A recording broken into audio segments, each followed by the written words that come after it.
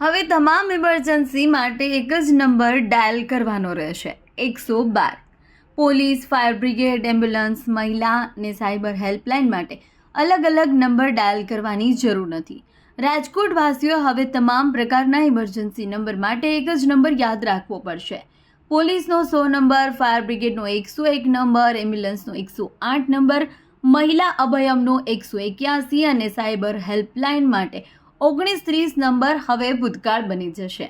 રાજકોટવાસીઓએ હવે ઇમરજન્સી સેવામાં મદદ માટે અલગ અલગ નંબર યાદ રાખવાની જરૂર રહેશે નહીં, કારણ કે રાજકોટ શહેરમાં આજથી 112 જનરક્ષક હેલ્પલાઇનનો પ્રારંભ કરવામાં આવ્યો છે, જેથી તમામ પ્રકારની ઇમરજન્સીમાં હવે ફક્ત એક જ નંબર પરથી સહાયતા મળી રહેશે.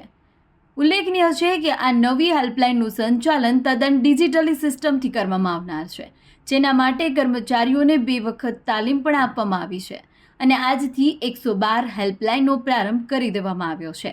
આ હેલ્પલાઇનને જનરક્ષક હેલ્પલાઇન નામ આપવામાં આવ્યું છે. શહેર પોલીસની તમામ 17 PCR વાન પર હવે 100 નંબરની જગ્યાએ ડાયલ 112 લખેલું જોવા મળશે.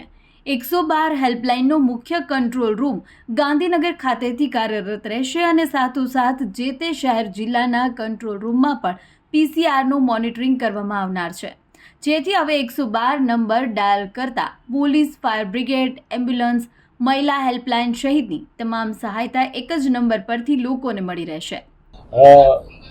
હાલમાં જે અલગ અલગ બધી હેલ્પલાઇન છે, પોલીસ માટે 100 નંબર, મેડિકલ માટે 108 નંબર, ટ્રાફિક આપણે ફાયર બ્રિગેડ માટે અલગ નંબર, સાયબર ક્રાઇમ માટે અલગ નંબર, અભિયાન માટે અલગ નંબર બધા છે. એના બદલે હવે એક જ નંબર 112 રહેશે. કોઈ પણ નાગરિકને કોઈ પણ પ્રકારની હેલ્પની જરૂર હોય તો આ હેલ્પલાઇન નંબર 112 ઉપર કોલ કરવાથી જ 112ના જે કંટ્રોલ રૂમ છે ત્યાંથી જે સંબંધિત જે વિભાગો છે એને સીધી ત્યાં આગળ જાણ થઈ જશે. પોલીસને લગતા જે કોલ છે પોલીસને જાણ થશે, બીજા જે સંબંધિત વિભાગના કોલ છે એમને જાણ થશે. એટલે આ 112 એક જ નંબર હવે યાદ રાખવાનું રહે છે. અલગ અલગ હેલ્પલાઇન નંબર ન યાદ રાખો તો પણ ચાલી શકે છે. આ રીતે કાર્યવાહી હાથ ચાલી રહી છે અને ટૂંક સમયમાં જ 112 નંબર એક્ટિવેટ થઈ જશે અને આપણે તે 112 થકી કોલ પણ મળવાના શરૂ થઈ જશે. એમાં જે કોલ છે 112ના જે કંટ્રોલ રૂમ છે ત્યાંથી સીધા PCRને જે ટેબ્લેટ નેટ કનેક્ટિવિટી સાથેના આપવામાં આવેલા છે તેની ઉપર એમને કોલ જશે અને એ જ કોલનો એક અમને જે સિસ્ટમ કંટ્રોલ રૂમમાં આપવામાં આવેલી છે તેમાં પણ એ જ કોલ દેખાડશે. એટલે કંટ્રોલ રૂમ થકી પણ એનું મોનિટરિંગ કરવામાં આવશે અને 112ના કંટ્રોલ રૂમ પરથી પણ તેનું મોનિટરિંગ થશે.